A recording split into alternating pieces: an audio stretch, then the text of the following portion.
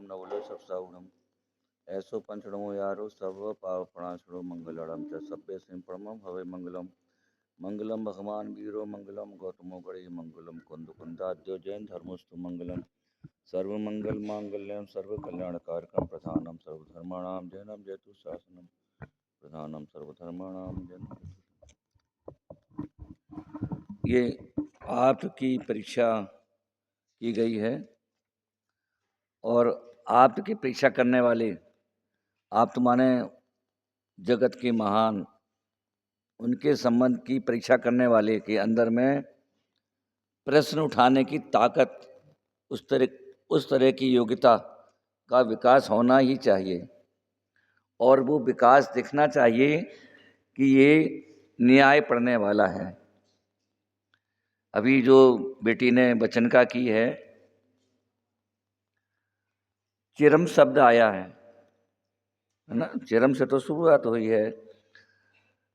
चिरम शब्द क्यों दिया कि बहुत काल से, अर्थ दिया ना सीधा सा, इस प्रकार नव तत्वों में समय से छिपी हुई, बहुत समय से छिपी हुई, बहुत समय माने क्या, ऐसा क्वेश्चन करके ऐसा प्रश्न उठाना चाहिए ना अपना, जिससे लगे कि इसमें प्रश्न उठाने की क्षमता है। हर किसी के पास प्रश्न उठाने की क्षमता नहीं होती, मुर्दे नहीं प्रश्न उठाते हैं और वो सरल काम भी नहीं होता है। महत्वपूर्ण होता है कहाँ से हम प्रश्न उठाएं, और प्रश्न किसे कहते हैं ये अपन ने एक बार बोला था। प्रासनिक निष्ठ जिज्ञासा प्रतिपादक वाक्यम ही प्रश्न। प्रश्नकर्ता के हृदय में होने वाली जो जिज्ञासा, उस जिज्ञासा के प्रतिपादक जो वाक्य समूह हैं, उन वाक्य समूह को प्रश्न कहते हैं। यहाँ एक प्रश्न बनता था कि चिरम शब्द का प्रयोग क्यों किया, बहुत काल से। बहुत काल का मतलब क्या, 1000, 2000, 5000, लाख, हजार या अनादि, ये कई स्टेज बनती है ना, तो क्यों वो चीज़ उठना चाहिए, और वो चीज़ उठाते तो विषय में मज़ा आ जाता है। नयों ने का काम दिखाना है, और हमारे अंदर में जो शक्ति है और जो अभी प्रकट हुई है वो किसी कृपा पे नहीं हुई है, वो मेरा प्रोडक्ट था जिसको नयों ने दिखाया है। एक सच घटना है, इसी से संदर्भित, आज से 35-40 साल हो गए होंगे, 35 साल हो गए होंगे। बॉम्बे में खरड़ की नीलामी हो रही थी। इंडिया टुडे नाम का एक अखबार निकलता है, मैगजीन निकलती है, लोग जानते होंगे, भारत की बहुत प्रसिद्ध मैगजीन है इंडिया टुडे। उसमें समाचार छपा था, रायपुर की घटना थी। एक व्यक्ति रायपुर में गया और रायपुर के किसी व्यक्ति का इंजीनियरिंग कॉलेज चलता था। सच घटना है, हमारी फैक्ट्री की बनी हुई नहीं है, ओरिजिनल माल है लेकिन वो हमें अभी तक जिंदगी में हृदय में छिपी हुई है। खरड़ की नीलामी हो रही थी, माणिक, माणिक होता ना, माणिक रत्न, उसकी भी नीलामी हो रही थी। तो वो व्यक्ति जो अपने बच्चे का एडमिशन कराने के लिए गया था, वहाँ पर उसने देखा कि एक कोई व्यक्ति जो स्कूल चलाता था, इंजीनियरिंग कॉलेज, उसके टेबल पर कुछ ऐसे पत्थर रखे हुए थे। उसने देखा, चला आया, अपने बच्चे का एडमिशन कराने के चला आया। बाद में पता पड़ा कि जिसके वो टेबल पर पत्थर रखे थे, इंजीनियरिंग कॉलेज चलाता था, उसके पता नहीं क्या दिमाग में आया, तो वो पत्थर लेकर के बॉम्बे गया ये देखने के लिए है क्या। वो जब वहाँ के जवाहरात का जो मार्केट होगा वहाँ गया तो उन्होंने देखा कि इतना बड़ा तो दुनिया में अभी तक माणिक का पत्थर मिलता ही नहीं।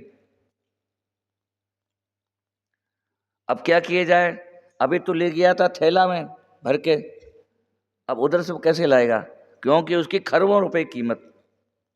उसने तुरंत वहीं पे स्टेट बैंक ऑफ इंडिया में वो जमा कराई। घटना कहाँ से शुरू हुई, ये जो व्यक्ति गया था अपने बच्चे का एडमिशन कराने के लिए, उसने उन इंजीनियरिंग कॉलेज के जो मालिक थे उसको पेपर वेट के रूप में रखा हुआ देखा था।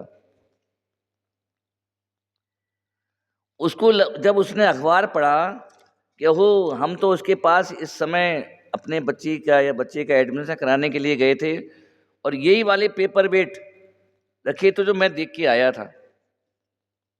हम उस समय हमारी मिसेज मेडिकल कॉलेज में प्रोफेसर थी, चित्रकूट जगह है एक, वहाँ थी। स्टेशन के ठीक सामने क्लिनिक थी हमारी, वो तो पेशेंट देख रही थी, हम अपना इंडिया टुडे ऐसा करके पढ़ रहे थे, ऐसा करके पढ़ रहे थे, और सामने आप देख रही हो। आपने देखा कि ये तो आदमी पहचाना, भाई साहब देना अखबार, अखबार देना। हमने उसको पकड़ा दिया, उसने पकड़ा और कहीं मर गए, मर गए, बर्बाद हो गए, बर्बाद हो गए। सच्ची घटना है। पागल हो गया वो। हमने क्या हुआ भाई कि हम तो बर्बाद हो गए, मत पूछो। पानी आनी उसको पिलाया, आराम से हुआ। कि अगर हमें ये पता होता 10 दिन पहले इसी दुकान, इसी के पास गए, यही चेहरा है, अगर मुझे पता होता कि ये पत्थर नहीं, ये माणिक है, तो चौहान चूकता नहीं, उठा के ले आता। सच घटना है। अब हम आपसे पूछते हैं, उसमें जो अरबों रुपए की जो प्रॉपर्टी किसमें से आई? जो खरड़ थी, खरड़ माने बोलते हैं वो माणिक का जो कच्चा मटेरियल होता है, उसको वो घिसते हैं तो वो चीज चमक में आती है। वो चमक उसने घिसी तब आई कि उसमें पहले से थी? अगर पहले से नहीं थी तो घिस लो, पत्थर निरे पड़े हुए हैं, निकाल लो उसमें से खरड़। वो खरड़ में निकाली गई चमक उस व्यक्ति ने निकाली है कि दर्शाई है?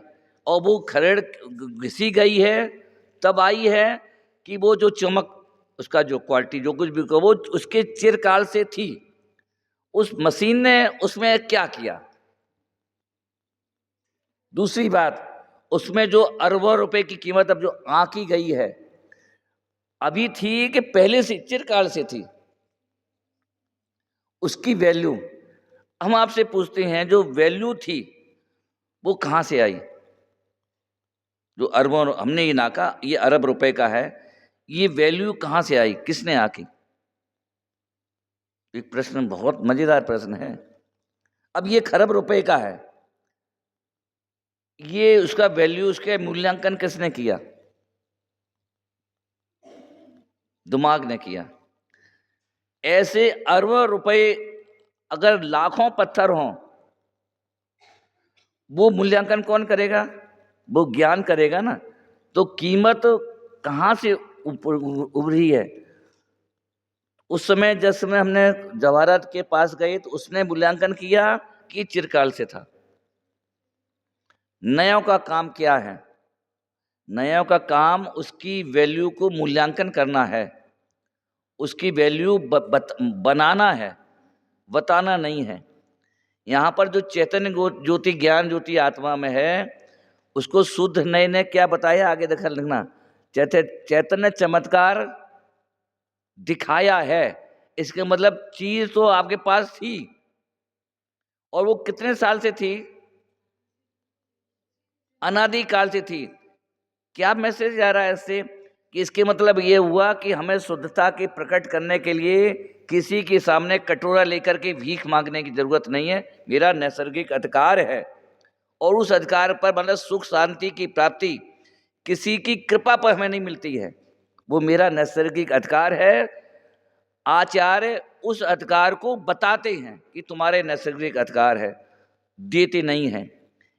इस तरह की उसमें से करके जो है ना शब्द दिया है, बहुत समय से छिपी हुई, इसको अगर आप उजागर करो तो अंदर जो पावर आएगा कि मुझे दुनिया में किसी की कृपा की जरूरत नहीं, हमें अपने जीवित रहने के लिए किसी की कृपा की जरूरत नहीं होती है। जिसने ये बताया है उसका उपकार तो हमारे ऊपर है। नहीं कृतम उपकार साधवा विस्मृति, पर किसी की दया पर मेरा जीवन नहीं चलता है। ये चीज अंदर से पावर आए इस तरह के प्रकरण में, तो वो चेहरे पे दिखना चाहिए, तो कॉन्फिडेंस आएगा। अब वो चीज अगर क्लियर ना हो और आप न्याय शास्त्र पढ़ रहे हैं तो इस तरह से शब्द निकाल निकाल के ऐसा क्यों डाला? चिरकाल डाला है, तो चिरकाल मतलब क्या होता है? 1000, 2000, 5000, और फिर वहां से अपन बात उठा सकते थे। वो फिर जो बात उठती, उस बात में जो चेहरे पे एक प्रभाव, तेज, कॉन्फिडेंस, आत्म शांति होती है, वो अलग तरह से दिखती है। क्योंकि आप न्याय शास्त्र के भी विद्यार्थी हैं, तो कोई भी पंक्ति यार ऐसा क्यों लिखा है, ऐसा क्यों लिखा है, ऐसा ना लिखते तो क्या दिक्कत आती। ऐसे प्रश्न जब कभी अपन वचन का पढ़ें, जो आचार्य श्री ने अर्थ किया है ऐसा ही क्यों किया है, ऐसा अपनी तरफ से प्रश्न उठा उठा करके भी अपन को अध्ययन करना चाहिए। तो वो जो अध्ययन होगा वो मेरी प्रॉपर्टी होगी। और अपन ने प्रश्न ना उठा करके अध्ययन किया तो वो एक स्वयं ज्ञान का विषय होगा। और वो इस उम्र में तो सबको वो बुद्धि होती है, लेकिन वो आपका जीवन का अंग नहीं बनेगा। और हमने खुद उठाकर उसमें हम खुद शामिल हों, फिर हम अध्ययन करेंगे, उसका एक अलग ही आनंद होगा। इस तरह से अपन को वचन का पढ़ना चाहिए और स्वाध्याय हर विषय में नहीं उत्तर। इससे वचन का अपमान नहीं है। प्रश्न उठाना नहीं समझ में आएगा तो प्रश्न उठाएंगे ही उठाएंगे।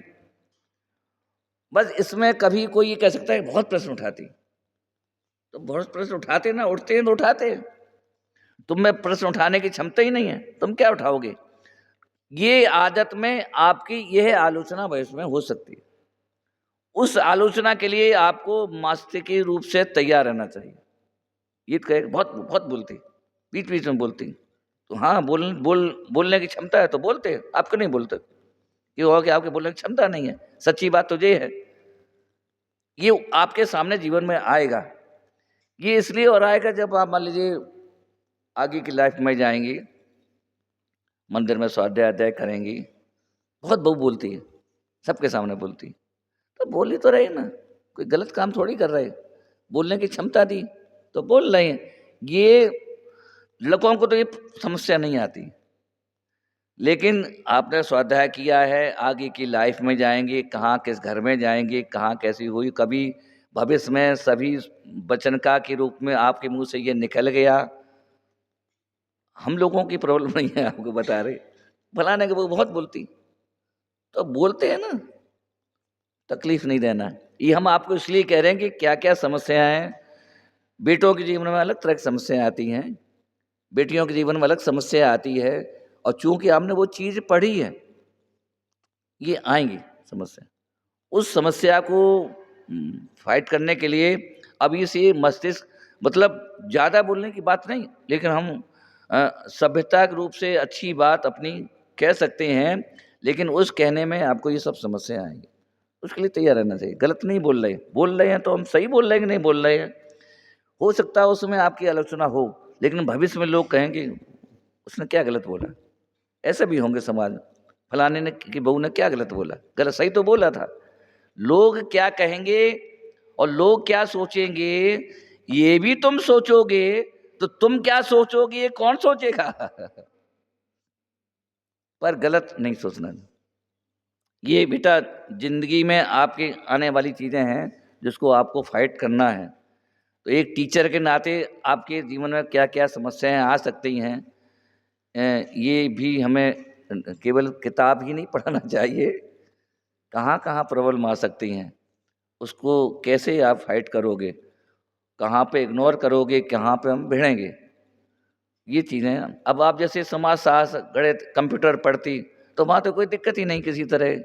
लेकिन जब आप तलवार चलाना सीख रही हैं, न्याय माने तलवार चलाना सीख रही हैं, तो तलवार कोई आप पेड़ के नीचे तो चलाओगे नहीं, आप खंबे दीवारों पर तो चलाओगे नहीं।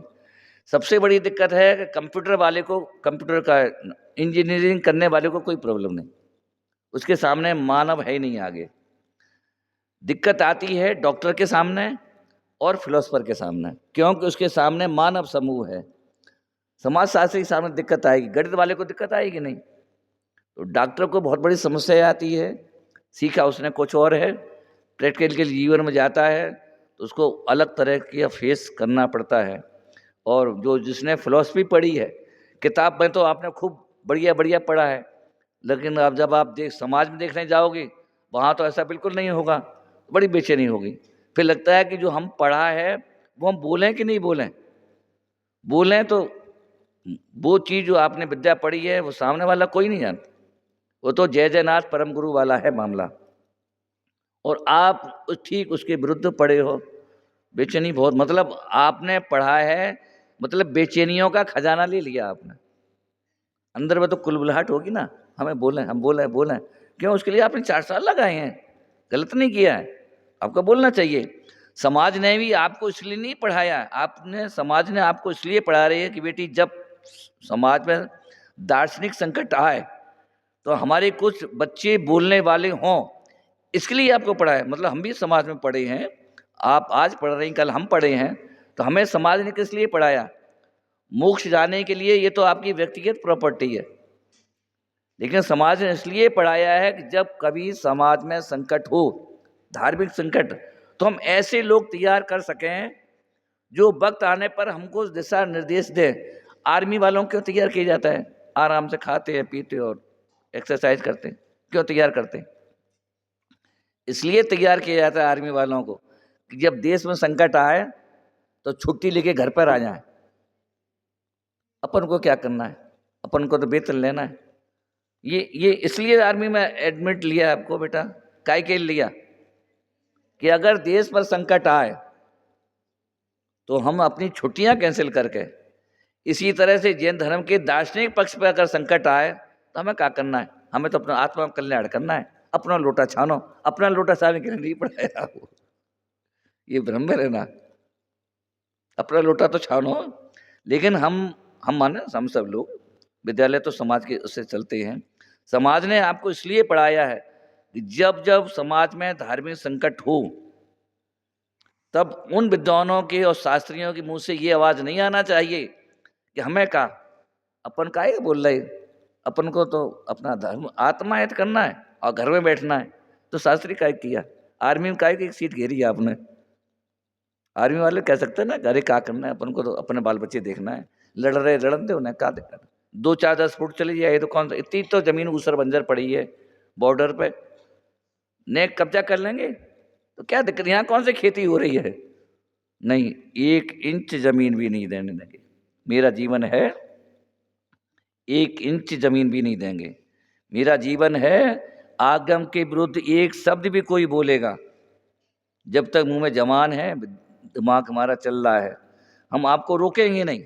लेकिन मेरी ये ड्यूटी है कि हमसे बोलने वाला भी नहीं रह जाएगा, क्योंकि इसके लिए समाज ने हमें अपने अपने भावनाओं की बात है। मेरी इस तरह की भावना रहती है तो हमने किया, हमें लगता है कि भावना होना चाहिए समाज, नहीं तो हम इंजीनियरिंग कर रहे होते ना। यहाँ भी बहुत सी बच्ची होंगी, बहुत इंटेलिजेंट होंगी, इससे ज़्यादा दूसरी लाइन में जा सकती होंगी, होंगी बच्ची, ऐसा नहीं है, क्यों नहीं? कहीं कहीं ना कहीं यही तो भावना है कि नहीं, मेरा धर्म और मेरे तीर्थंकरों के द्वारा उपदिष्ट तत्व वो बना रहे, हमारा जीवन रहे, तेरा वैभव अमर रहे माँ, हम दिन 4 रहें ना रहें, है ना? अपनी क्या, 50 साल बाद, 60 साल बाद, राम राम सत्य, 5 किलोमीटर लकड़ियाँ लगेंगी, बात खत्म हो जाएगी, हमारी बात खत्म हो जाएगी। पर हमारे जैन देव की बात बेटा वो खत्म नहीं होना चाहिए, क्योंकि सच्चा रास्ता तो वो ही है। ऐसी भावना, ऐसा नहीं कि बेटियां कुछ नहीं कर सकती हैं, बेटियां बहुत कुछ कर सकती हैं। आरा में जो ब्रह्मचारिणी कन्या जो बहुत बड़ा लाइब्रेरी बनाई है, महिला थी, ऐसी बहुत महिलाएं हैं जिन्होंने बहुत बड़े बड़े काम किए हैं। टोडरमल जी को किसने तैयार किया? टोडरमल जी एक बहुत बड़े व्यक्तित्व थे, मानते हैं। अकलंग देव बहुत बड़े व्यक्तित्व थे, हम मानते हैं। पर इनकी मानस को पावर किसने दी?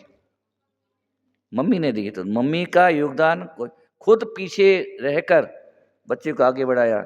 आप कल्पना करो, 47 वर्ष की आयु पाके पंडित जी स्वर्ग सिधार गए, शादीशुदा तो थे, 2 बच्चे थे, विधवा हुई होंगी ना हुई होंगी। ऐसा तो आता नहीं कि टोडरमल जी के सामने ही उनकी पत्नी की डेथ हो गई हो, ऐसा तो आका मिलता नहीं है, थी हुई होगी। वो भी तो कह सकते होंगे तुम काहे के चक्कर में पड़े हो, काहे को जो 5वां अधिकार लिख रहे हो, इतना समझा रहे, तुम्हारी समझ में नहीं आ रही, पकड़ के खींच के ले गए होंगे। आप कल्पना करो बेटा, हाथी के पैर के नीचे, और फिर उसके बाद में जो कुछ हुआ उसको मलबे में दड़वा दिया होगा। 1 सेकंड के लिए कल्पना करो उनकी पत्नी पे क्या बीती होगी। उनकी बच्चों में खुद कल्पना करो तो आंखों से आंसू आएंगे। काय के लिए? आत्मा के हित तो भी कर सकते थे, 5वां अधिकार ना लिखते तो कौन से छोटे हो रहे थे। लेकिन नहीं, जिनवाणी गद्दी बैठे हैं, अकलंग निकलंग भी चुपचाप निकल लेते। काय को बोले थे? काय को वहाँ मरने के लिए पढ़ने गए थे बौद्धों के यहाँ पे? निकल लेते। निकलंग ने किस भावना से कि नहीं भैया आप ज़्यादा होशियार हो। कहानी तो सबने पढ़ी होगी ना निकलंग देव की। निकलंग ने अपना जो त्याग किया और अकलंग कहते हैं ठीक है भैया ने कह दिया टिया दिया क्या बात, उनके चक्कर में अपने प्राण थोड़ी देंगे, एडजस्टमेंट कर लिए थे। लंबी उम्र होती नहीं होती। लेकिन नहीं, निकलंग ने किस भावना से अपने भाई को कहा कि नहीं भैया हमारी इतनी बुद्धि नहीं है, हम तो 2-2 3-3 मार में समझ में आता है और आप हमसे ज़्यादा होशियार हो। ये जो उसने भावना भाई, उसके पीछे उसकी क्या सोच थी, कल्पना करो आप कि नहीं आप ज़्यादा होशियार हो, मरना तो इको है, ये राजा आ रहा है इको तो मारेगा, और दूसरा तो धोबी है ही साथ में, 2 लोग भाग रहे हैं, ये तो फ्री में जाएगा बथुआ की तरह। लेकिन अगर दोनों लोग भागेंगे तो जैन दर्शन खत्म हो जाएगा। क्या सोच थी, आत्मा की तो नहीं कर सकते थे क्या भी, एडजस्टमेंट कर लेते चुपचाप। लेकिन निकलंग की अपने भाई को प्रेरित करने के लिए क्या भावना, उसमें 1 सेकंड के लिए कल्पना करो कि हमारा जिन धर्म खत्म नहीं होना चाहिए, हम 50-60 साल रहें तो रहें, पंचम काल के अंत तक हमारा जिन धर्म की वो भावना। सोचो अकलंग निकलंग की माँ को पता पड़ा होगा, नहीं पता तो पड़ा ही होगा क्या बीती होगी। छोटे छोटे तो होंगे, ज़्यादा उम्र नहीं होगी, 10-20-15 वर्ष के बच्चे होंगे, इससे ज़्यादा नहीं होंगे। टोडरमल जी की मिसेज विधवा हो गई कितनी वर्ष की, 47 थी टोडरमल जी की आयु, तो 44-45-43 इसी के आसपास तो होगी, कोई बहुत बड़ी उम्र नहीं होती। लेकिन उसके बाद में कितने अत्याचार, सारा सामान तो राजा भर के ले गया, तो सोना चांदी कपड़ा वपड़ा सब भर के ले गया। अगले दिन कैसा खाना बना हुआ कि नहीं बना होगा, उनकी मिसेज ने क्या कपड़े पहने होंगे, मिलता है सारा सामान राजा भर के ले गया था, टोडरमल जी के घर का सारा लूट करके ले गया। कल्पना करो बच्चों ने क्या पहना होगा, ये सब कल्पना करो तो आंखों से आंसू आ जाएं। मिसेज ने क्या किया होगा, कैसे आजीविका चलाई होगी, कहीं नहीं मिलता है। पर कल्पना तो करो आप, जब सोना चांदी कपड़ा लेता सब राजा भर के ले गया और डेड बॉडी को भी दिया नहीं। लोग कुछ नहीं हो तो कोशिश करते हैं, हमारे भारत में अगर सैनिक विदेश में मरता है तो करोड़ों रुपए खर्च करके डेड बॉडी लाते हैं। आपको ये चीज़ें पता है ना, करोड़ों रुपए खर्च करके। और अगर मान लीजिए उदयपुर का है तो सरकार, अगर अमेरिका में मरा होगा, अरबों रुपए खर्च करके डेड बॉडी उदयपुर के पास जिस गांव का वो सैनिक होगा वहाँ लाते हैं, ताकि उसकी माँ को ये लगे, उसकी पत्नी को ये लगे कि मैंने अपनी डेड बॉडी को अंतिम संस्कार किया। दुनिया में सबसे बड़ा ये इस चीज़ को समझते हो कि ना। आप कल्पना करो टोडरमल जी की, बच्चों ने आग नहीं लगा पाई टोडरमल जी की। पत्नी ने भी, जैसे व्यक्ति मरता है तो पत्नी अपने चूड़ियाँ उस मिट्टी पर चूड़ियाँ दान करता है, ये चीज़ें तो तुम जानते हो। वो मौका भी टोडरमल जी की पत्नी को नहीं मिला, आंख से नहीं देख पाई, उनके ऊपर सीने में रख करके टोडरमल जी की पत्नी रो नहीं पाई। बच्चों ने अपने पिता के अंतिम संस्कार में भी दाग नहीं लगा पाया, जमीन में गड़वा दिया था। किन बातों के लिए बेटा, कल्पना करो तो आंखों से आंसू आ जाएं। अगर हमारे साथ ऐसा हो जाए कि हमें पिताजी का दाह संस्कार करने का मौका ना मिले, चेहरा देखने को ना मिले, रोने को ना मिले, रो तो फिर भी वो अड़े रहे करे, काय के लिए कि हमारे बाद की जो पीढ़ी आए, हमारे शाश्वत धाम की बेटियां आए, उन्हें मोक्ष वहाँ प्रकाश मिल सके, ये तो होगा ना। मतलब हम सब शामिल हैं, और उस परंपरा को हम आगे नहीं बढ़ाते हैं, काय के लिए, अपन शांति से घर में रहेंगे। तो टोडरमल जी की पत्नी बेचारी क्यों विधवा हुई, 45 वर्ष की उम्र में पिता क्यों हुई? वो भी चाहती कि एडजस्टमेंट का, क्षमा करो साहब, राजा साहब गलती हो गई मेरे पतिदेव से, कर सकती थी वो, ये पतिदेव गलती हो गई, हम क्षमा करो, हम आपके पैर छू रहे हैं। लड़के भी कहते कि हम सिलेंडर हो रहे, हमसे गलती सब हो गई, क्षमा करो, बोल सकता था ना। पत्नी सॉरी बोल सकती थी, और पैरों पे गिड़गिड़ा करके ये हो तो सकता था बेटा, उसका क्या होता है, तो मिट्टी तो मिल जाती। सोचो तो बहुत कुछ सोचो, मतलब बहुत हमारी पता नहीं है इस दिमाग में चीज़ें बहुत आती टोल मल्ली की। अरे पैरों में पड़ती, नाक रगड़ती, बच्चे मेरे पिताजी को दे दो, मेरे पिताजी को दे दो, तो हो सकता है राजा को, लेकिन नहीं, टोडर मल्ली की पत्नी ने भी नहीं, असत्य के आगे हम नहीं झुकेंगे। और वैसे ही शेरनी के बच्चे भी शेरनी, दोनों बच्चे उनके, वो भी नहीं, मेरे पापा ने कोई गलत नहीं किया है, इन दुष्टों दुराचारियों के आगे, अनाचारियों के आगे गर्दन नहीं झुकाना है। और दाह संस्कार का भी समय नहीं मिला। ये दुनिया का सबसे बड़ा क्रूर होगा, कभी नहीं सुना होगा किसी विद्वान का हुआ हो और उसके बच्चों और पत्नी को ये अवसर ना मिलो, गंदगी जो मल होता ना बिस्टा, उसमें दबा दिया था टोडरमल्ली को। हिम्मत पड़ी होगी लाने की, क्योंकि दुश्मन तो कौन था, पहले राजाओं के ज़माने तो ऐसा था, खुश हो गए तो सोना चांदी दे दिया, क्रैक होते थे आधे राजा। बुद्धि जैसी व्यवस्था उनके पास नहीं होती थी। और खुश, उसके बाद में बहुत दिनों बाद समझ में आया गलती हो गई, तो जितने मंदिर तोड़े थे बरमा दिए, ऐसे तो क्रैक होते थे, तब तक मिट्टी रही होगी। कल्पना करो, काफ़ी दिनों बाद जब उसे समझ में आया राजा को, लोगों ने समझाया कि श्याम तिवारी ने आपको भड़काया। श्याम तिवारी नाम का व्यक्ति था, उसने कान भरे थे।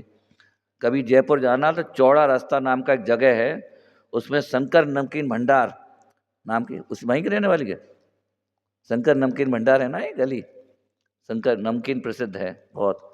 उसमें जब आप घुसोगे तो लाल पत्थर पर श्याम तिवारी गली लिखा हुआ है, कभी जाना जयपुर देखना, पता है उसी ने किया। अब तुम जयपुर के हो, तुम्हें जयपुर की कहानी पता नहीं, एक एक चीज़ देखी हमने। श्याम तिवारी गली है, उसकी फ़ोटो खींच के आना, हमारी बच्चियों को दिखाना कि यही हमारा पक्का जिसने टोडरमल्ली को उसने भड़काया था। और बाद में समझ में आया कि अरे ये तो राजा से हमसे बहुत बड़ी गलती हो गई, लेकिन समझ में आने में दिन लग गए। मंदिर बनवाई, लेकिन वो मिट्टी तो हो गई हुई ना, तो थोड़ी काम आएगा, क्या बीती होगी। और कब टोडरमल्ली की आयु मिसेज कब डेथ हुई इसको पता नहीं पड़ता है। टोडरमल्ली के जो गली घी वालों का रास्ता है ना मंदिर, वहाँ पे पंडित जी प्रवचन करते थे। उसके पास एक और जगह है जो जिसमें आज तक अभी तक रात को दीपक नहीं जलता है, रोशनी नहीं जलती। भदी चंद जी का मंदिर नहीं है, नाम हम भूल रहे हैं, वो उनके उनके बेटे के नाम से है। वह मंदिर भारत में पहला मंदिर है जहाँ पर 6 बजे तक दर्शन कर लो तो कर लो, लाइट नहीं जलती। इतना इतना मतलब उनके बेटा भी बहुत कठोर थे, 13 पंथ के शुद्ध पोषक थे। और टोडरमल्ली के जो मंदिर में प्रवचन होता है, तब से अभी तक लगातार प्रवचन होता है उनका, अभी तक टूटा नहीं। इस तरह के त्याग बलिदान हमारे पूर्वजों ने किए हैं, तो हमको धर्मशास्त्र के अलावा ये भी देखना चाहिए कि हमको जो अभी तक सच्ची बात मिली है, इसके पीछे किन किन लोगों ने अपना जीवन त्याग किया है, उसकी खबर हो तो हमें इस चीज़ों का अच्छी तरह से वो चीज़ समझ में आए।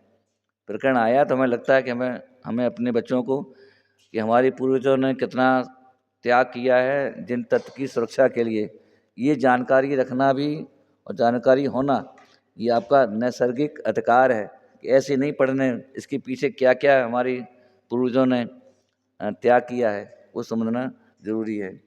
अपनी बात चल रही थी, आउट ऑफ सिलेबस हो गई ना शायद, लेकिन ये हमको ज़रूरी है।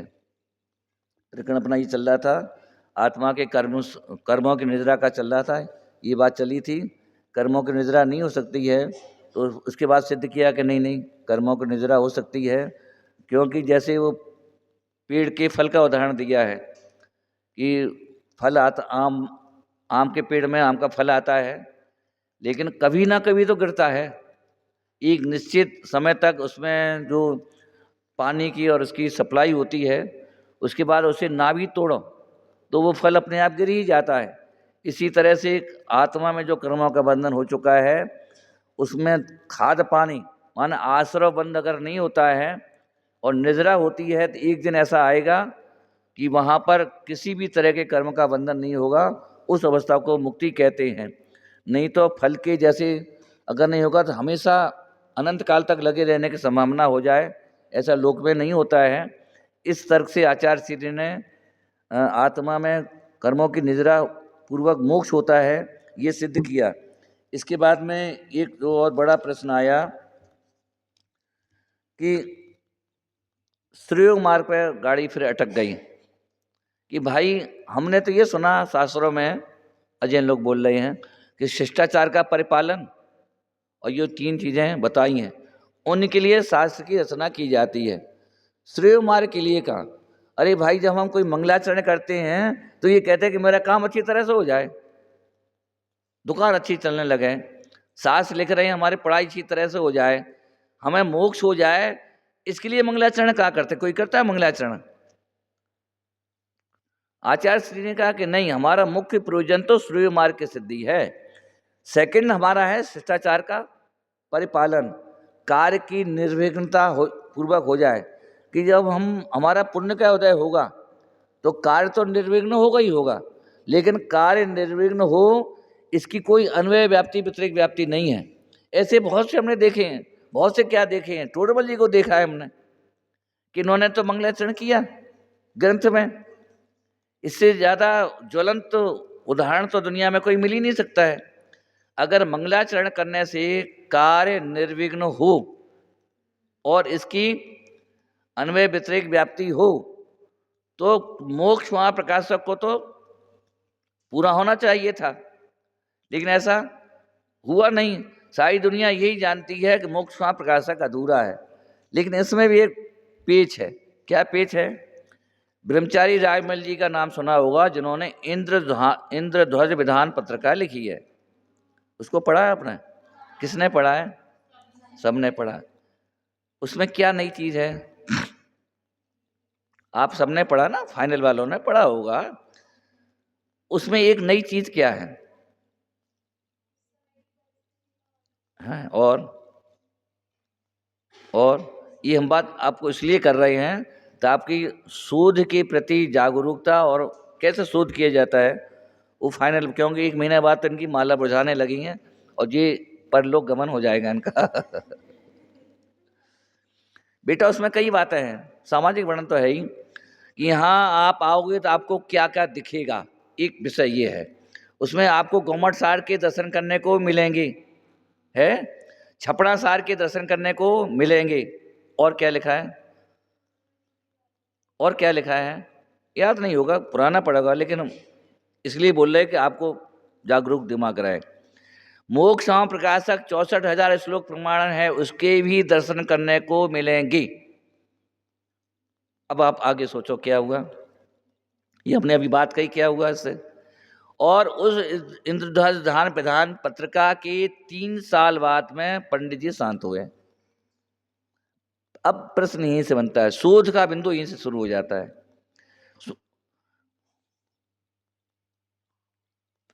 अगर हम ऐसा देखो, लब्धि सार की बात कर रहे हैं वो पंडित जी, ब्रह्मचारी जी, रायमल जी, लब्धि सार पूरा मिल रहा है। छपड़ा सार की टीका के दर्शन करने को मिलेंगे, इतने 1000 श्लोक प्रमाण है, वो हमें पूरा मिला। वो जिन जिन ग्रंथों के बात कर रहे हैं वे पूरे के पूरे देखने को मिल रहे हैं। 3 साल पहले वे बाकायदा उसका प्रमाण बता रहे हैं कि इतने 1000 श्लोक प्रमाण मोक्ष प्रकाशक है, उसके भी दर्शन करने को मिलेंगे। इस पर हमने एक मोक्ष प्रकाशक दृष्टांत वैभव हमने 6-7 पेज का लेख लिखा है। सारे लोग ये जानते हैं और कहते हैं कि मोक्ष मार्ग प्रकाशक अधूरा है, कहते हैं ऐसा क्योंकि वो अधूरा है, इसको तो हम कैसे नकार सकते हैं। लेकिन प्रश्न बड़ा ये है कि जिन ग्रंथों के देखने की बात ब्रह्मचारी रायमल जी पूरे देश को कह रहे हैं कि यहाँ इंद्रध्वज विधान में आओ, ये चीज़ें देखने को मिलेंगी, तो सारे ग्रंथ तो देखने को मिल रहे हैं। मोक्षा प्रकाशक में एक इतने 1000 श्लोक प्रमाण है, इसके मतलब क्या हुआ? इतने 1000 श्लोक प्रमाण है ऐसा ब्रह्मचारी जी बोल रहे हैं, इस और लब्धि सार के संबंध में बोल रहे हैं वो पूरा मिलता है। छपड़ा सार के संबंध में बोल रहे हैं इतना श्लोक प्रमाण है, इतने पेज का है, मान लीजिए वो पूरा मिल रहा है। मोक्ष प्रकाशक के संबंध में बोल रहे हैं इतना, इसके मतलब क्या हुआ, ग्रंथ लिखा जा चुका था लेकिन उतना नहीं मिल रहा है। और दूसरी तरफ आप ये भी बोलते हो कि पंडित टोडरमल जी अपनी धुन के पक्के थे। धुन के पक्के माने क्या, वो जो 6 महीने की नमक नहीं खाया वो वाली कहानी, जिस विषय को छूते थे कंप्लीट करके उठते थे। ऐसा नहीं होता कि ये जैसे मजदूर लोग कहते ना, आपके यहाँ मकान छेड़ दिया, आपके यहाँ भी छेड़ दिया, आपके यहाँ 5 दिन काम करे आए, ऐसा होता नहीं होता है। आपके यहाँ 5 दिन काम करे आए, फिर इनके यहाँ काम छेड़ दिया, सबके यहाँ काम चालू कर दिया, पूरा किसी का नहीं किया। अब चक्कर का हटाओ भैया, कब आ रहे कब आ रहे। क्या टोडरमल जी का भी नेचर ऐसा ही था कि सब ग्रंथ शुरू कर दे, पूरा किसी को ना करें? ऐसा भी नहीं कह सकते हैं, क्योंकि उनकी जो नमक वाली घटना है 6 महीने वाली, वो उनकी इस आदत को बोलती है कि पंडित जी जिस विषय को उठाते थे कंप्लीट करके उठते थे, अधूरा छोड़ने की आदत उनके नेचर में नहीं थी। ये उनके जीवन की घटना से पता पड़ती है। फिर ये कहना कि मोक्ष प्रकाशक अधूरा है, इस समझ से परे है। क्या समाधान हो सकता है इसका? है कौन बताएगा? प्रश्न तो समझ में आ रहा है ना। मोक्ष प्रकाशक अधूरा क्यों है? अधूरा तो नहीं होगा क्योंकि वो गिनती लिख चुके हैं। 64,000 श्लोक प्रमाण मोक्ष प्रकाशक पूरा है, ऐसा 64,000 है, कुछ ऐसा है, वो इंद्र विधान में देख लेना। इसके मतलब उतने पेज पूरे हो चुके थे और हमें वो मिलते नहीं हैं, ये भी सच है। और ये भी सच है कि वो ग्रंथ लिखा जा चुका था, दोनों सच है। अब उन दोनों सचों के बीच में क्या उत्तर हो सकता है? दौड़ा दिमाग, हम बच्चों का दिमाग हमसे तेज होगा।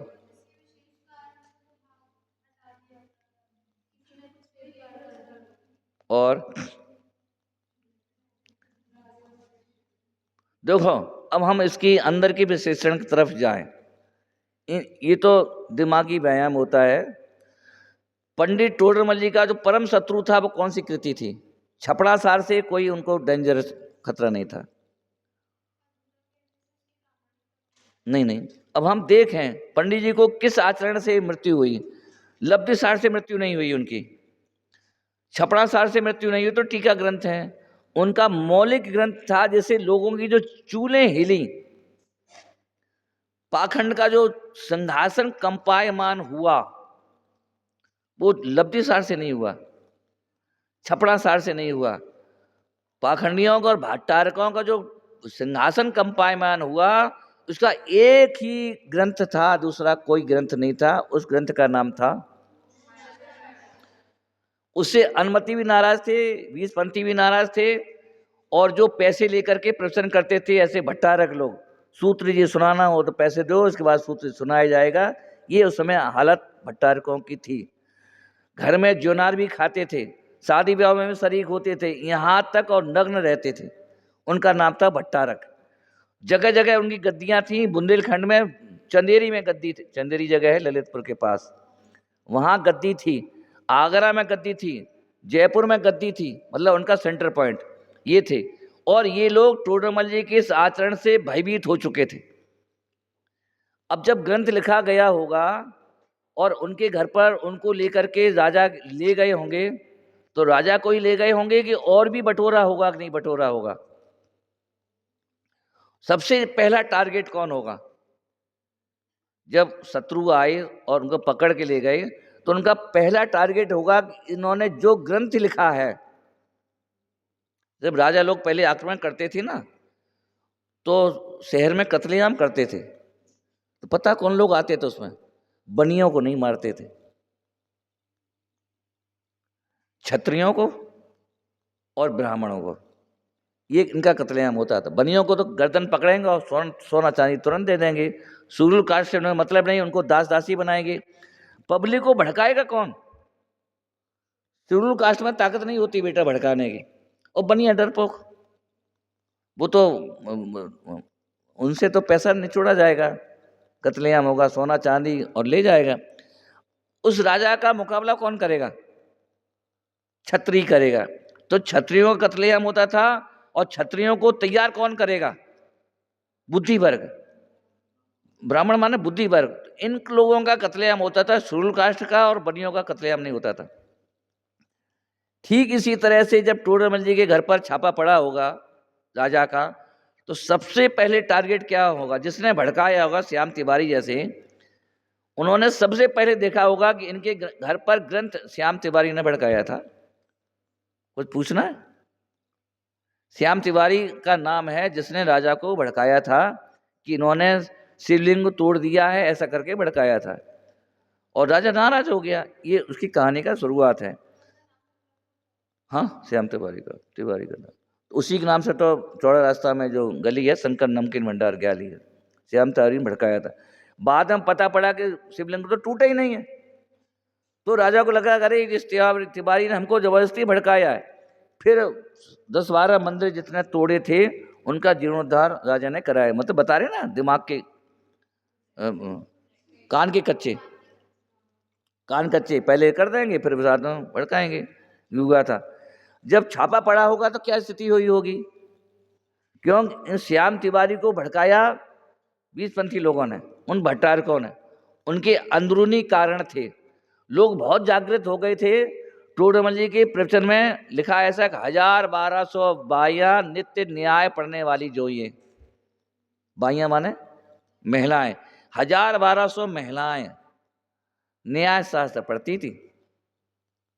न्याय शास्त्र माने सैनिक तैयार हो रहे थे पाखंड के विरुद्ध लड़ने के लिए।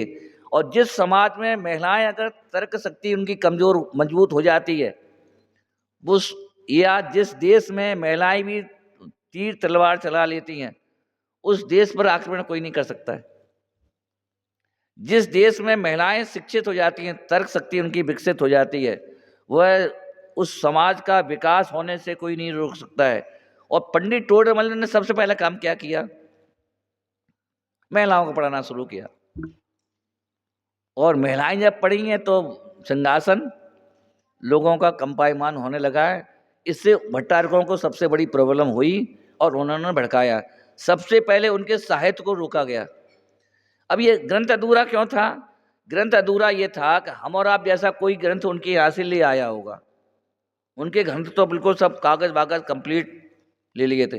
डॉक्टर हुकुमचंद भारिल ने जब जयपुर आए थे बहुत सालों बाद में, तो उनके कमरे में जहाँ सामान भरा वो लिखा होता है कि इनसे ये किया, ये लिया, तो उस जगह गए थे तो वो कागज वागज सब सड़ गल गए थे, कुछ भी मिला नहीं। ये पुटलियाँ मिली जो बहुत महंगे महंगे कपड़े थे उसमें। मतलब संपन्न परिवार था, एकदम गरीब नहीं। लेकिन वो राजा नियम है, गायत्री देवी का उसमें बहुत बड़ी बेइज्जती होती, तो उनने केवल दिखाए थे, वो कपड़े दिए नहीं थे। बहुत कोशिश हुई कि इनके कुछ कपड़े हमें मिल जाएं तो हमारे लिए वही बहुत बड़ी प्रॉपर्टी समाज की होती, लेकिन उनने फिर वो दिए नहीं। कालांतर में वो सब चीज़ खत्म हो गई। कोई और ऐसा साधन नहीं भाई हो जो लिखने के लिए ले आया हो, क्योंकि पहले लिखैया होते थे। आप कभी पुराने ग्रंथ पढ़ना तो 5-6 लाइनों के बाद में लाल लाइन से लिखा जाएगा। वो उनका होता था कि आपको 2 रुपये देंगे 4 लाइनें के, तो वो लाइनें काउंटिंग होती थी कि इतने पेज हैं तो इतने पेज के साथ प्रेस का मामला तो था नहीं, ये वाली स्थिति थी। कोई लिखने के लिए ले आया होगा तो वो ग्रंथ उसके पास में रह गया, पर टोडरमल जी के घर से कोई भी ग्रंथ नहीं मिला। दूसरी बात और कि 10-20 ग्रंथ जो लोगों ने लिखा लिए होंगे, लोगों ने उन राजा ने देख करके कि टोडरमल जी घर पे आता कौन कौन है, कि ये आते हैं, ये तो आते, ये आते, उन साधर्मी भाइयों के घर पर भी छापा पड़ा था ये जानने के लिए कि कौन कौन इनके घर पे आता है। घर पे आता क्या करेगा? ऐसा लगता तो नहीं लेगा। पंडित जी की जो लिखी हुई साहित्य कृतियाँ हैं उन्हीं तो ले जाएगा, या उनकी कॉपी करेगा। कॉपी का प्रेस का जमाना था नहीं, कॉपी करेगा। आपको 5,000 रुपये दिए, आप इसकी हमें कॉपी करके दे दो, ये ऐसा प्रचलन उस समय था। तो जहाँ जहाँ उनके स्नेही थे वहाँ वहाँ से ये पड़ गया। बाद में किसी साहित्यकार ने हिम्मत नहीं की ये लिखने के लिए कि पंडित जी की मृत्यु कैसे हुई। हमारे अलीगंज में एक ग्रंथ पाया गया था, चर्चा संग्रह, छप चुका है, 2-3 बार छप चुका है, केवल उसी ग्रंथ में, कहाँ जयपुर और कहाँ अलीगंज, 500 किलोमीटर दूर, कहीं ग्रंथ नहीं था उनकी आयु को प्रमाणित करने के लिए। ब्रह्मचारी रायमल जी टोडरमल जी के अनन्य सहयोगी। ब्रह्मचारी रायमल जी प्रेरणा देते थे और टोडरमल जी ग्रंथों को लिखते थे, ये दोनों का योग था। उन्होंने चर्चा संग्रह में लिखा है, अथ 47 वर्ष आयु पाए टोडरमल स्वर्ग सिधार्या। इस लाइन के अलावा टोडरमल जी के संबंध में कहीं कुछ नहीं मिलता है। एक भौसा नाम का व्यक्ति था, वो टोडरमल जी का शत्रु था। भौसा मारवाड़ी लोगों में होते हैं, जानते ना, आपके गुजरात में भौसा, राजस्थान भौसा होते हैं। वो टोडरमल जी का शत्रु था। उसने लिखा है कि जिसने तेरा पंथ चलाया, उस दुष्ट पापी को राजा ने हाथी नीचे दबवा करके मरवा दिया और मिट्टी उसमें मलबे में दबा दी। बस इतना ही उल्लेख, और कोई उल्लेख नहीं। उमर का तो उसने भी नहीं लिखा, क्योंकि उसके अंदर तो बहुत खुशी हो रही थी ना कि पंडित टोडरमल जी आज चले गए, तो उस खुशी में उसने साहित्य में अपने किताब में लिखा है कि ऐसे करके टोडरमल जी की मृत्यु हो गई। बाकी कहीं नहीं मिलता। समझ लो कितना बड़ा पंडित जी का त्याग। वो सब सोचो तो लगता है कि ऐसा त्याग करने वाला शायद धार्मिक इतिहास में, उसका परिणाम ये हुआ कि टोडरमल जी के समय जब बहुत भट्टारक थे, जब लोगों ने देखा कि पंडित जी के प्रति महा अन्याय हुआ है, फिर पब्लिक विरोध में आ गई, विद्रोह में आ गई। उसका परिणाम हुआ 300 वर्ष तक भट्टारक पैदा नहीं हुए। तो जगह जगह भट्टारक थे। फिर लोगों ने उनका इतना दिमाग से निकाल दिया कि अब भट्टारक देश में पैदा नहीं होंगे। तो आपकी वहाँ की जो चंदेरी की गद्दी भट्टारकों थी वो खत्म हो गई, जयपुर की खत्म हो गई। कहीं जो भट्टारक हर मंदिर में थे, भट्टारे जी की नसिया, कौन सा वो बाजार है, नारायण सिंह सर्किल पे है शायद, भट्टारक वहाँ गद्दी थी। और टोडरमल जी के बाद में भट्टारक जैसा अदर्शनम लोपा हो गया। व्याकरण वाला ना, उनका जो शहीद होने का इतना फर्क पड़ा कि हमारी आगरा से भट्टारक अदर्शनम लोपा हो गया। और आप बच्चों को तो पता भी नहीं होगा भट्टारक होता क्या है। हम बोल रहे तो यह आपने नाम सुना होगा। पूरे बुंदेलखंड से भट्टारक अदर्शनम लोप हो गया। अजमेर में भट्टारक की गद्दी थी, उदयपुर में भट्टारक की गद्दी थी, ब्यावर में भट्टारक गद्दी थी, सब जगह गद्दी थी जहां भी ग्रंथों को कंट्रोल करते थे। और टोडरमल जी शहीद हुए, पब्लिक ने किया महा अन्याय पंडित जी के साथ हुआ है। फिर उन्होंने भट्टारकों को पूजना ही बंद कर दिया। और आज दक्षिण भारत में कहीं कहीं भट्टारक पाए जाते हैं, लेकिन हमारे उत्तर भारत, यहाँ उदयपुर में भी नहीं है कोई भट्टारक। कई गद्दियाँ थी यहाँ पर, 20 पंथियों गद्दियाँ थी, और जयपुर में तो बहुत थी गद्दियाँ। नसीही उनके नाम से बहुत बड़ी थी, दीवान जी के मंदिर के पास भट्टारक थी। भट्टारकों की परंपरा, उनका एक योगदान भी है। योगदान ये है, जब औरंगजेब हमारे प्रतिमाओं को तोड़ने लगे तो उनको सुरक्षित करने के लिए हमारे पास कोई उपाय नहीं था। अजैनों में जैसे शंकराचार्य होते ना बेटा, कपड़े पहन करके भी पूरे समाज को कंट्रोल करते हैं। हमारे साधु तो मरवा दिए गए थे।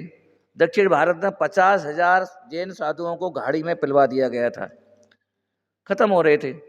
अब इनको गाइड करने वाला कौन? तो कुछ नग्न लोगों ने, जो मुनि पद तो स्वीकार नहीं कर पा रहे थे, उन्होंने वो वेश धारण कर लिया जो शंकराचार्य की वेश होता ना, वो वेश धारण कर लिया। उस वेश का सम्मान अजैन लोग करते थे। जैन समाज की पॉलिटिक्स देखना कितनी अच्छी भी थी, वे उनका सम्मान करते थे। तो हम लोगों ने बोल दिया कि भैया ये सबके गुरु हैं, क्योंकि आदमी वेश को पूजता है। तो उनके कारण जो साहित्य जो जलाने आते थे, अरे ये तो गुरु जी हैं, ये तो हमारे शंकराचार्य, अरे भैया जैसे तुम्हारे शंकराचार्य हैं ऐसे ही हम बहुत पहुंचे हुए हैं। और थोड़ा जंत्र मंत्र भी जानते थे। जंत्र मंत्रों से लोग डरते हैं, तो वो उपयोग किया, तो उससे हमारा जो साहित्य था मंदिरों में, वो उनके कारण सुरक्षित रहा कुछ सालों तक। फिर बाद में उनकी मोनोपोली बन गई, दादागिरी बन गई। हाँ, ज़्यादा नहीं पुराने, लेकिन इतना भी शुरू में तो उनका समय उन्होंने बहुत काम, सकल कीर्ति भट्टारक, ये नाम तो आप लोगों ने सुने ही होंगे। कुछ भट्टारकों ने हमारा काम किया और उनके कारण हमारा साहित्य जलने से बचता भी रहा, ये भी योगदान। लेकिन कुछ लोगों ने फिर अपने उस आचरण को पुष्टि करने के लिए ग्रंथों में भी उस तरह के शिष्टाचार की कहानियाँ, अनुयोग, कथाएं इस रूप में प्रस्तुत करने लगे ताकि उनका वो बोलबाला बना रहे। बाद में लोक में होता ना कि हम कहें कि आप हमें 2 महीने के लिए अपना मकान किराए पे दे दो, और आपने दे दिया, फिर अंत में ये होता है कि हम आपको आपके मकान से बाहर कर देंगे और पूरे मकान पे हम कब्जा कर लेंगे। ऐसा होता है ना, किसी ने अगर मकान घर पे किसी को किराए पे उठाया हो तो ये स्थिति होती है। शिथिलाचार ऐसा ही है कि शुरू में तो अच्छा लगता है, बाद में बिल्कुल वो अपनी जड़ें मजबूत बना लेता है। ये दुनिया का नियम है। आप कभी ट्रेन में चढ़ना, 6 सवारी हों और आपकी दया आ जाए कि भाई साहब खड़े क्यों, थोड़ा बैठ जाओ, तो थोड़ा सा बैठेगा, इतना सा बैठेगा। होता नहीं, लोक में होता है। वो आप थोड़ा सा उठे या टॉयलेट वॉयलेट के लिए कहीं गए, फिर आपको बैठना मुश्किल पड़ जाता है, बहन जी उठ जाओ, बहन जी उठ जाओ, बैठ जाओ, तो ऐसे ऐसे करेगी लेकिन उठेगी नहीं। दुनिया का ये नियम है, उस साइकोलॉजी को बता रहे हैं। थोड़ा भी आपने प्रश्रय दिया तो आप उठ जाओगे और वे जम जाएंगे। शिथिलाचार का भी यही स्वरूप है कि थोड़ी देर के लिए आपने उनको सम्मान दे दिया, बाद में वो ओरिजिनल हो जाता है और जो ओरिजिनल था वो हट जाता है। ये एक सांस्कृतिक इतिहास है जो भी समझना हमें बहुत जरूरी है। समय तो हो गया है ना लेकिन ये भी हमारे विद्यार्थियों को ये चीज़ें आना चाहिए। बाकी चीज़ें तो आप लोग पढ़ ही लोगे। इन चीज़ों से ये तो लगता है ना कि हमारे पूर्वजों ने कितनी तकलीफ़ें, कितना त्याग किया है। हमें हमारी बात सही बनी रहे और हम तक सही बात पहुँच मिलती रहे, इसके लिए मतलब आचार्यों ने अपने लहू से जिनवाणी को लिखा है। कभी दक्षिण भारत जाना तो वहाँ के ताड़पत्र देखना। ताड़पत्र पता कैसे लिखा जाता है? ये कांटा है, सेमल का कांटा। यहाँ भी हमने जंगल में गए देखने के लिए, लंबे लंबे कांटे हैं, सेही के कांटे, इतने लंबे लंबे। अब होता क्या है बेटा कि जैसे ये ताड़पत्र है, हम इस पे लिखेंगे तो पीछे हमारा हाथ का सपोर्ट होगा। वो दस्ती तो होती नहीं, जंगल में बैठे हमारे मुनिराज क्या करेंगे, दस्ती तो है नहीं। तो उन्होंने ताड़ के पेड़ को, पत्ते जो गिर गए उसको थोड़ी सी कटिंग करी, ऐसे करके किया। उसके बाद में लिखना शुरू किया तो इतना बड़ा ऐसे करके लिखा, मान लीजिए ऐसे करके लिखा। आप साइकोलॉजी को समझना, ऐसे लिखा। अब कोई तो चीज़ एकदम तेजी से दब जाएगी, यहाँ आ जाएगा, नहीं आ जाएगा। अब हुआ क्या कि कभी ताड़पत्र देखना, पीछे पीछे लाल लाल बूंदे होंगे। मतलब समझी बेटा क्या क्या अर्थ हुआ इसका? कभी भी दक्षिण भारत जाना बेटा और पुराने ग्रंथ को देखना, उन ग्रंथों के पीछे कहीं कहीं ना कहीं लाल लाल बूंदें होंगी। बेटियों समझो क्या अर्थ होता है, क्या हुआ अर्थ इसका? एक बोलो, एक। आपको पता तो पड़े हमारे महाराज लोगों ने कितना त्याग किया है। जब वो कांटे से लिखेंगे ना तो कोई दबाव में ज़्यादा आर पार हो जाएगा। और पीछे हमारा क्या लगा हुआ है, काई के लिए, उस कागज के सपोर्टर के लिए दफ्ती तो थी नहीं उनके पास। आपके पास तो दफ्ती भी है महाराज जी के पास दफ्ती नहीं है, कागज वो पत्ता है, मोटा है, तो लिखते लिखते समय वो बहुत नुकीला होता है। कभी निर्णय देखना, बहुत बहुत नुकीले कांटे होते हैं। जब उन्होंने किया तो वो आर पार हो गया और पीछे सपोर्ट में है महाराज जी का हाथ। हाथ के अंदर लगा, कितनी बार लगता होगा, बहुत पीछे। इसके मतलब क्या हुआ कि जिन ग्रंथों को पढ़े हमारे महाराजों ने, उन ग्रंथों को अपने खून से सींचा है। तब समझ में आएगा आपको काई के लिए खून से लिखे हैं हमारे ग्रंथ। किस लिए? ताकि हमारी भविष्य की पीढ़ी को हमें जो तीर्थंकरों ने बात कही है वो हमारी भविष्य की पीढ़ी तक पहुंच जाए और वो हमारा जिन शासन खत्म ना, ये तो भावना होगी, दूसरी क्या भावना होगी। और इस भावना के लिए उन्होंने क्या किया, एक बार कांटा लगे तो कितनी तकलीफ होती है, भले ही वो नग्नम्बर हों लेकिन शरीर तो है ही, और कितनी बार वो कांटा चुभता होगा। भले वो उसमें एक्सपर्ट हो जाते होंगे, कितने भी एक्सपर्ट हो, लेकिन लगाओगे तो पीछे तो कभी ना कभी तो चुभेगा। कभी ताड़पत्र देखना तो इस दृष्टि से देखना कि उसमें मतलब उन ग्रंथों में हमारे महाराजाओं के खून लगे हुए हैं, केवल इसलिए कि हमें जो परंपरा मिली है, हमारे हमारे आचार्यों ने हमें जो परंपरा दी है, हमारी बाद तक वो बात पहुंचना चाहिए। और उस बात को अगर हम आगे नहीं पहुंचाते हैं तो हम कितने बड़े कृतघ्न हैं, हमसे बड़ा कृतघ्न दुनिया में कोई नहीं होगा। ये इतिहास हमारे जैन साधुओं का साहित्य लिखते समय जब पढ़ो तब ध्यान आना चाहिए कि समय सार ऐसे नहीं आया है। कितने हमारे आचार्यों ने इसको लिखते समय, आज तो पैसे दो और लिख जाए, 300-400 वर्ष पहले ये भी था कि लिखैया लोग लिख देते थे। लिखैया माना जिनका ही बिजनेस होती थी, लिख देते थे। लेकिन उस समय तो अगर 500 साधु हैं तो एक साधु ने ये किताब ले ली और वो लिख रहे। और कोई भवजीव आया, शिव कुमार नाम का भवजीव आया, उसने महाराज जी का, महाराज हमें कुछ लिख दो। अब वहाँ लिखैया तो है नहीं, तो 4 साधुओं ने, ठीक है शिव कुमार, राजा शिव कुमार के लिए लिख रहे हैं। 4 साधु बैठ गए, उन्होंने कॉपी कर दी, और पढ़ी लिखी पब्लिक होती नहीं थी, महाराज जी हमारे पढ़े लिखे होते थे, तो उन्होंने लिख दी और ले जाओ। वो बड़े सम्मान से, ऐसे नहीं गाजे बाजे के साथ, महाराज जी ने हमें मुक्ति का शास्त्र नहीं दिया हमें, महाराज जी ने आज हमें जंगल में मुक्ति का मार्ग दिया है।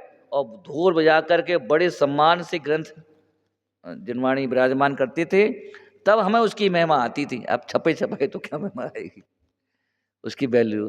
तो बिल्कुल प्राणों की तरह उस ग्रंथराज को सुरक्षित रखते थे।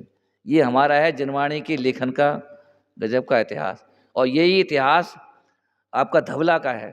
धवला ग्रंथ पढ़े ना, पंडित फूलचंद सिद्धांत शास्त्र, उस समय हम लोग जाते थे तो वे वहाँ के भट्टारक दिखाते थे, पढ़ने नहीं देते थे। पंडित फूलचंद सिद्धांत शास्त्री, ललितपुर के पास थे फूलचंद सिद्धांत शास्त्री, पंडित खूबचंद जी, उन भट्टारकों ने कहा कि हमें केवल देखना है। और भट्टारक निश्चिंत ये तो देख रहे हैं, और वो चुपचाप लिख चोरी करके। जब आ गया तब उन भट्टारक, अरे ये क्या हो गया, अब तो दक्षिण भारत ले आएंगे नहीं, उत्तर भारत वाले पैसे कौन मिलेगा। चोरी छुपे धवला ग्रंथ लिखे गए। कभी जब समय हो धवला का इतिहास पढ़ना। भट्टारक जी सोच रहे हैं, वो तो पढ़ रहे हैं, और पंडित फूलचंद जी शास्त्री चोरी कर रहे हैं। कागज ले जाते चुपचाप अपने कुर्ते में बांध के, और एक पेज लिख लिया और चुपचाप दे दिया आके कि सुरक्षित रखना। ऐसे करके पूरी कॉपी चोरी छुपी लाई गई, जो आज हमारे पास में यहाँ भी होगा धवला ग्रंथ। फिर विदिशा के कोई सेठ थे बहुत बड़े, उन्होंने उन्होंने फिर उसको छपाया और वो हुआ। नाम सिताब राय नाम है, ऐसा कोई नाम था। ग्रंथों का इतिहास भी हमें पढ़ना चाहिए, कैसे कैसे करके वो हुआ। इससे क्या कहना चाहते, चोरी की बात नहीं, वो काम आपको भी करना है। शास्त्री करके कोई ग्रंथ ऐसा हो जो अभी तक अनुपलब्ध हो, प्रकाशन नहीं हुआ हो, संपादन नहीं हुआ, वो काम भी आपको आगे बढ़ाना चाहिए। आगे चर्चा फिर करें।